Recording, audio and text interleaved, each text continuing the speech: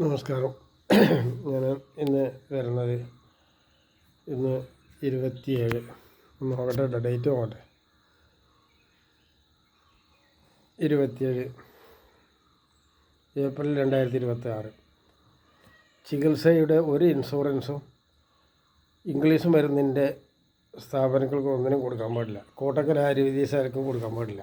ഒരു എണ്ണത്തിനും കൊടുക്കരുത്. കാരണം എന്ന് പറഞ്ഞാൽ ഇത് ഉപയോഗിച്ചിട്ട് ഒരാൾക്കും ചികിത്സ കൊടുക്കുന്നില്ല എന്ന് മാത്രമല്ല, അവരെ ഒരു 10-30 കോടി രൂപ വാങ്ങിച്ച് കൊല്ലുന്നതാണ് ചെയ്യുന്നത്.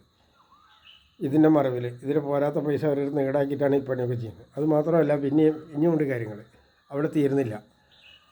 പിന്നെ ഈ സാധനം എടുത്തിട്ടാണ് BJPക്കെതിരെ പാർലമെൻറ്റിൽ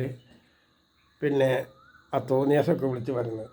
ശരിക്കുള്ള കാര്യങ്ങൾ ചെയ്യാം, ശരിക്കുള്ളത് ചെയ്യാം. ഈ പാർലമെൻറ്റിൻ്റെ ബില്ല് എന്താണെന്ന് ഒന്നാമത് ഇവിടെ പ്രചരിപ്പിച്ചിട്ടില്ല. അത് ഇവരൊരു തന്ത്രമാണ്, അതായത് ഇലക്ഷൻ തന്ത്രമാണ്.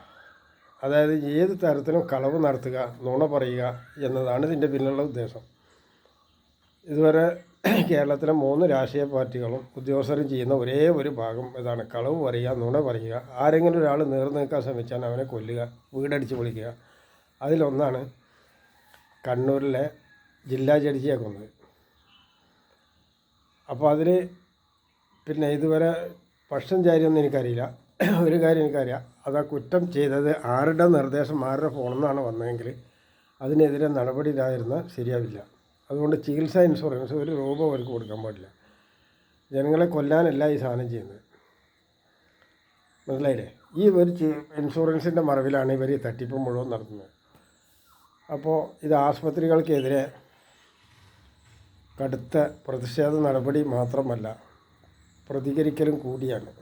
കാരണം ഒരുപാടെണ്ണം ഇപ്പോൾ എൻ്റെ ഫോണിൽ നിങ്ങളെടുത്ത് നോക്കിയാൽ അറിയാം, ഇംഗ്ലീഷ് മരുന്നിൻ്റെ ചികിത്സയിൽ അപകടം പറ്റിയിട്ട് മൂലയിലുള്ളത്. അത് 60 കൊല്ലം 80 കൊല്ലം മുമ്പ് നട്ടെല്ല് മുറിഞ്ഞവർ, കണ്ണ് പോയവർ, ഒരു സൈഡ് തളർന്നവർ, ഇവർക്കൊന്നും കിട്ടിയില്ല. എന്നിട്ടാണ് ഇവർ ഈ ഇത്രയും വലിയ തട്ടിപ്പ് ജനങ്ങളുടെ ഇടയിൽ നടത്തുന്നത്. എന്നിട്ട് ഇതും ആശ്രയിച്ച് മറ്റുള്ളവർ ചെന്നാൽ അവനെ ഇനിയും പ്രതിയാക്കലാണ് ചെയ്യുന്നത്. അതുകൊണ്ട് ജനങ്ങൾക്കിത് അറിയുമെങ്കിൽ, ഞാൻ ഈ പറഞ്ഞത് മനസ്സിലായിട്ടുണ്ടെങ്കിൽ എൻ്റെ വീഡിയോ ഒന്നെടുത്ത് പരിശോധിക്കാം. ഞാനത് പറഞ്ഞതിനാണല്ലോ എൻ്റെ ഇൻസ്റ്റാഗ്രാമും ഇതൊക്കെ കട്ട് ചെയ്തുള്ളത്. ഇതിൻ്റെ പിന്നിൽ ലീഗുകാർ തന്നെയാണ്, CPMകാർക്ക് അതിൽ പങ്കുണ്ട്. നിങ്ങൾക്ക് എന്തെങ്കിലും സംശയം ഉണ്ടെങ്കിൽ എൻ്റെ ഏഷ്യാനെറ്റ് വീഡിയോ അതിലിടുന്നുണ്ട്, അതൊക്കെ ഒന്ന് പരിശോധിക്കാം.